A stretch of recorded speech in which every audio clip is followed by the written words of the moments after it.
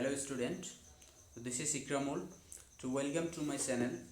তো আজিৰ এইখন ভিডিঅ'ত মই দশম শ্ৰেণী গণিতৰ 13.2 ষ্টাৰ্ট কৰিব গৈ আছোঁ। তো যোনে যোনে প্ৰথমবাৰ ভিজিট কৰিছা মোৰ চেনেলত তো সিহঁতক এটা ৰিকুৱেষ্ট থাকিব যাতে মোৰ চেনেলটো ছাবস্ক্ৰাইব কৰা আৰু ফ্ৰেণ্ডসকলৰ লগত শ্বেয়াৰ কৰা।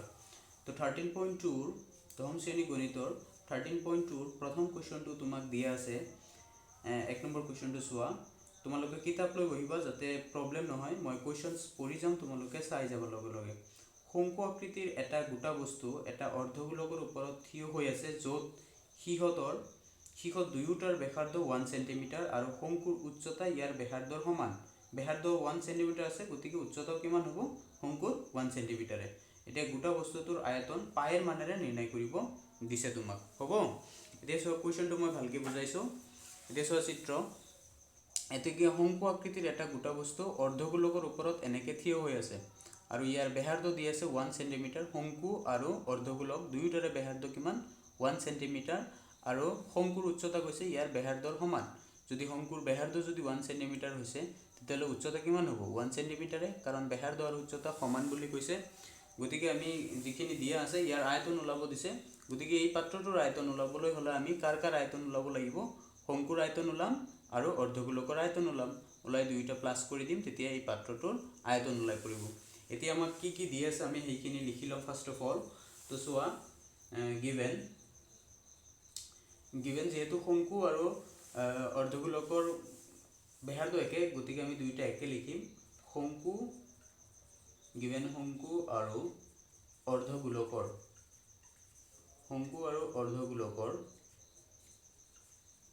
ব্যাসাৰ্ধ r কিমান দি আছে? 1 সেন্টিমিটাৰ।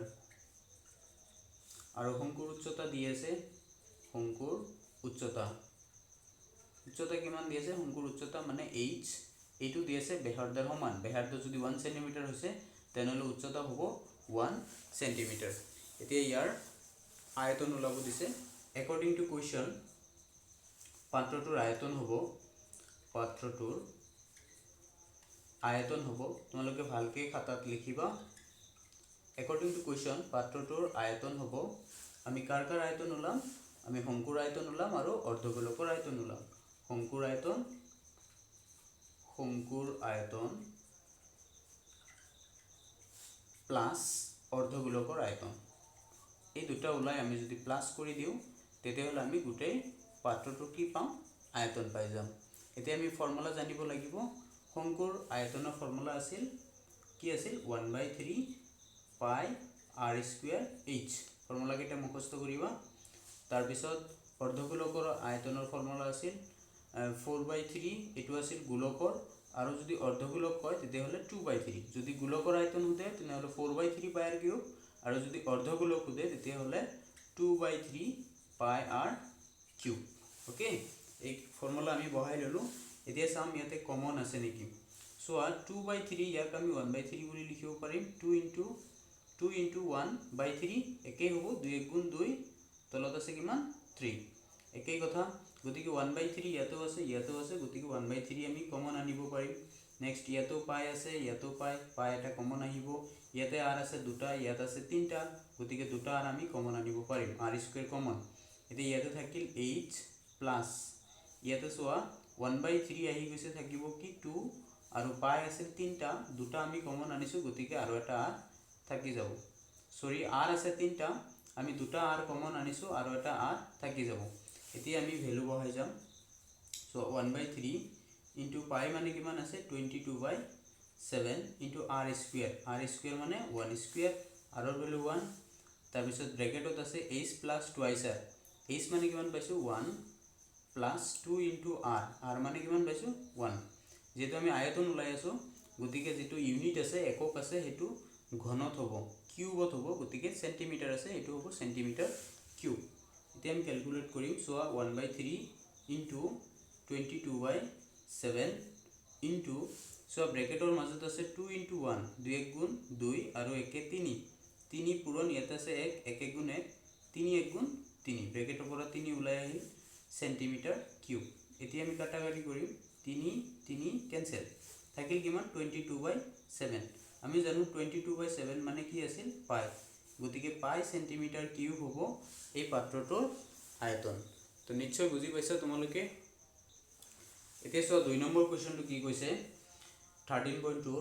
সো 2 নম্বৰ কুৱেশ্যনটো আছে ৰাছেল এজন ইঞ্জিনিয়াৰিঙৰ ছাত্ৰ, তেওঁক এখন পাতল এলুমিনিয়ামৰ পাতৰ সহায়ত দুই মূৰে দুটা শংকুসহ এটা বেলন আকৃতিৰ আৰ্হি প্ৰস্তুত কৰিবলৈ কোৱা হ'ল। মাজত বেলন থাকিব আৰু দুই মূৰে দুটা শংকু থাকিব। আৰ্হিৰ বেৰ দি আছে 3 সেন্টিমিটাৰ আৰু দৈৰ্ঘ্য দি আছে 12 সেন্টিমিটাৰ। আৰ্হিটোৰ যিটো বেগ হ'ব সেইটো হ'ব 3 সেন্টিমিটাৰ আৰু যিটো দীঘল হ'ব সেইটো হ'ব 12 সেন্টিমিটাৰ। আৰু দুইফালে যে দুটা শংকু থাকিব, যদি প্ৰতিটো শংকুৰ দৈৰ্ঘ্য 2 সেন্টিমিটাৰ, দুইফালে যি দুটা শংকু থাকিব ইহঁতৰ দৈৰ্ঘ্য দিছে উচ্চতা দিছে 2 সেন্টিমিটাৰ, তেন্তে ৰাছেলে প্ৰস্তুত কৰা আৰ্হিত থকা বায়ুৰ আয়তন ওলাব দিছে। তাৰমানে ৰাছেলে যিটো আৰ্হি প্ৰস্তুত কৰিব তাৰ আয়তন ওলাব দিছে। বুজি পাইছা? গতিকে আমি চিত্ৰলৈ চাওঁ। চিত্ৰ চোৱা বুজি পাব ভালকে কুৱেশ্যনটো। এইটো আছে চিত্ৰ, এনেকুৱা আৰ্হি এটা ৰাছেলক প্ৰস্তুত কৰিবলৈ দিছে। এটা বেলন আকাৰ আৰু দুইফালে দুটা অৰ্ধগোলক আকৃতিৰ আৰু শংকু আকৃতিৰ, আৰু শংকুৰ কি দি আছে উচ্চতা দি আছে 2 সেন্টিমিটাৰ, ইফালে শংকুৰ উচ্চতা মানে দৈৰ্ঘ্য কিমান দি আছে 2 সেন্টিমিটাৰ, আৰু পাত্ৰটোৰ যিটো আৰ্হি প্ৰস্তুত কৰিব দিছে ইয়াৰ মুঠ দৈৰ্ঘ্য দি আছে 12 সেন্টিমিটাৰ, আৰু যিটো বেলন আছে মাজত বেলনটোৰ বেগ দি আছে 3 সেন্টিমিটাৰ। মনত ৰাখিবা যিহেতু বেলনৰ দুইফালে দুটা শংকু লগোৱা আছে, গতিকে বেলনৰ যিটো বেগ আছে শংকুৰো বেগ সেইটোই হ'ব। বুজি পাইছা? বেলনৰ আছে 3 সেন্টিমিটাৰ, গতিকে শংকুৰো হ'ব কিমান সেন্টিমিটাৰ 3 সেন্টিমিটাৰকে হ'ব। গতিকে এই বস্তুটোৰ আয়তন ওলাবলৈ হ'লে আমি দুইফালৰ দুটা শংকুৰ আয়তন ওলাব লাগিব আৰু মাজৰ বেলনৰ আয়তন ওলাই আমি প্লাস কৰি দিলে গোটেই আৰ্হিটোৰ কি ওলাই পৰিব আয়তন ওলাই পৰিব। গতিকে আমাক কি দি আছে আমি এইখিনি লিখি লম। যিহেতু বেগটো দুয়োটাৰে একে বেলন আৰু শংকুৰ, গতিকে এই দুটা আমি একেলগে লিখিম। এইটো 2 number question, 2 number solution. So আমাক দিয়া আছে কি এইখিনি লিখি লম। গিভেন আমাক দি আছে বেলন আৰু শংকুৰ কি দি আছে বেগ দি আছে 3 সেন্টিমিটাৰ, এতেকে ব্যাসাৰ্ধ আয়তন ওলাবলৈ হ'লে আমাৰ ব্যাসাৰ্ধৰ দৰকাৰ পৰিব। ব্যাসাৰ্ধ মানে r কিমান দি আছে, যদি বেগ যদি 3 সেন্টিমিটাৰ হয় তেতিয়াহ'লে ব্যাসাৰ্ধ হ'ব বেগৰ আধা, গতিকে 3/2 সেন্টিমিটাৰ হ'ল ব্যাসাৰ্ধ। বুজি পাইছা? কোনো সংখ্যাক আধা কৰিবলৈ হ'লে 2 ৰে হৰণ কৰিব লাগে। তাৰপিছত ইয়াৰ মুঠ দৈৰ্ঘ্য দি আছে পাত্ৰটোৰ আৰ্হিটোৰ মুঠ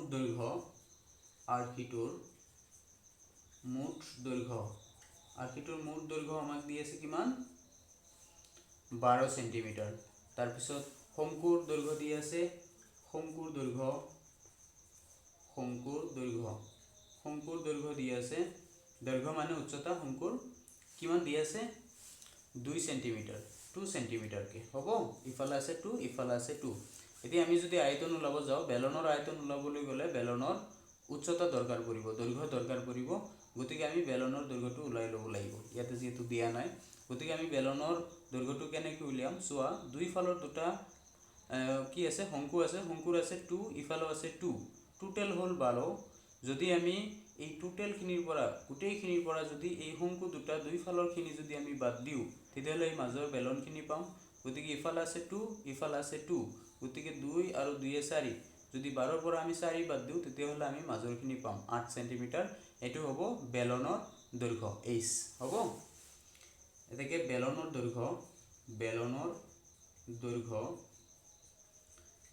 দৈৰ্ঘ্য হ'ব মানে উচ্চতা h। আমি মুঠ যিমান আছে 12 সেন্টিমিটাৰ ইয়াৰ পৰা মাইনাস কৰিব লাগিব দুইফালৰ দুটা শংকুৰ কি উচ্চতা। ইফালে আছে 2 সেন্টিমিটাৰ ইফালে আছে 2 সেন্টিমিটাৰ, তেতিয়াহ'লে কিমান হ'ব 4 সেন্টিমিটাৰ। 2 + 2 4। এতিয়া 12 সেন্টিমিটাৰৰ পৰা 4 সেন্টিমিটাৰ যদি আমি বিয়োগ কৰোঁ তেতিয়াহ'লে কিমান পাম 8 সেন্টিমিটাৰ হ'ল বেলনৰ দৈৰ্ঘ্য উচ্চতা। যেহেতু আমি ইয়াতে উচ্চতা দুটা পালোঁ h আৰু ভেলু যেহেতু বেলেগ বেলেগ আছে, গতিকে আমি নামটো অলপ সলাই দিম। শংকুৰ দৈৰ্ঘ্য আছে h ধৰিছোঁ আৰু বেলনৰ দৈৰ্ঘ্য h ডেছ। ওকে, এতিয়া আমি ইয়াৰ আয়তন ওলাম। একৰ্ডিং টু কুৱেশ্যন আৰ্হিটোৰ আয়তন হ'ব আয়তন হ'ব আমি কাৰ আয়তন ওলাব লাগিব এটা বেলনৰ আয়তন অংকটো অলপ ডাঙৰ হ'ব এটা বেলনৰ আয়তন আৰু দুই ফালৰ দুটা শংকুৰ আয়তন 2 ইনটু শংকুৰ আয়তন হ'ব এটো আমি ফৰ্মুলা এতিয়া বহাই যাম সো বেলনৰ আয়তনৰ ফৰ্মুলা আছিল পাই r স্কয়াৰ h প্লাস যেহেতু বেলনৰ h টো আমি কি ধৰিছিলো h ডেশ গতিকে পাই r স্কয়াৰ h ডেশ তাৰপিছত 2 ইনটু শংকুৰ আয়তনৰ ফৰ্মুলা আছিল 1/3 পাই r স্কয়াৰ h এতিয়া আমি কমন বিচাৰিম সো ইয়াতো পাই আছে ইয়াতো পাই ইয়াতে r দুটা ইয়াতো r দুটা গতিকে পাই r স্কয়াৰ দুই ফালে আছে গতিকে পাই r স্কয়াৰ কমন এটা থাকিব h ডেশ প্লাস ইয়াতে সো 1/3 আৰু 2 আছে ইয়াতে 2 ইনটু 1 2 1 গুণ 2 টো ওপৰত পূৰণ হৈ আছে এটো পূৰণ কৰি দিম 2 1 গুণ 2 আৰু তলত আছে কিমান 3 পাই r স্কয়াৰ আহি গৈছে থাকিব কি h এতিয়া আমি ভ্যালু বহাম ফলো কৰি দিছো সো পাই মানে কিমান আছে 22/7 ইনটু r স্কয়াৰ r ৰ মান কিমান পাইছো 3/2 যেহেতু r স্কয়াৰ আছে গতিকে 3/2 ইনটু 3/2 তাৰপিছত ব্ৰেকেটৰ মাজত আছে h ডেশ প্লাস 2/3h h ডেশ মানে কিমান আছে h প্লাস 2/3 ইনটু h মানে কিমান আছে 2 ইনটু 2 ইনটু হৈ আছে গতিকে আমি পূৰণ মাৰি দিলো এতিয়া 22/7 ইনটু 3/2 ইনটু 3/2 এতিয়া আমি ব্ৰেকেটৰ মাজত চাম সো 8 প্লাস এই দুইটো ওপৰত পূৰণ হৈ আছে 2 2 গুণ 4 আৰু তলত আছে 3 এতিয়া সো 22 ইনটু 7 এটো পূৰণ কৰিলে 3 3 গুণ 9 আৰু তলত হ'ব 2 2 গুণ 4 এতিয়া সো ব্ৰেকেটৰ পৰা ওলাই আহিব এটো পূৰণ হৈ আছে এটো যেহেতু 8 প্লাস 4/3 আছে ইয়াৰ তলত যেহেতু হৰ নাই গতিকে এটো পূৰণ কৰি এটো যোগ কৰি দিম এটো ইনটু হৈ আছে ওলাই আহিব